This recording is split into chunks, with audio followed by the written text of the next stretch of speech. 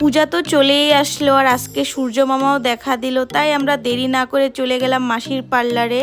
আরও মাসির পার্লারে অফার চলতেছে, হেয়ার স্ট্রেটনিং 2000 থেকে স্টার্ট। এখানে হেয়ারটা দেখে মাসি বলল বোটক্স ট্রিটমেন্টটা করতে, কারণ আমার হেয়ারটা অনেক ড্যামেজ হয়ে গেছে। মনটা একটু খারাপ হয়ে গেছিল, কারণ আমি ভাবছিলাম যে হাইলাইট করব চুলটা, কিন্তু মাসি বলল বোটক্স ট্রিটমেন্টটা করতে।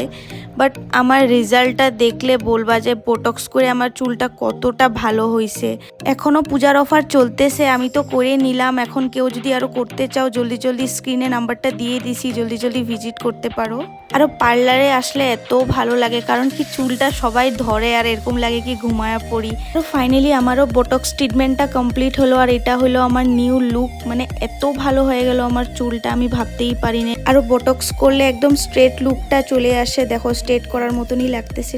আরও লোকেশনটা হলো পাগলাস্তান হিন্দি স্কুলের সামনে। টাটা সবাইকে।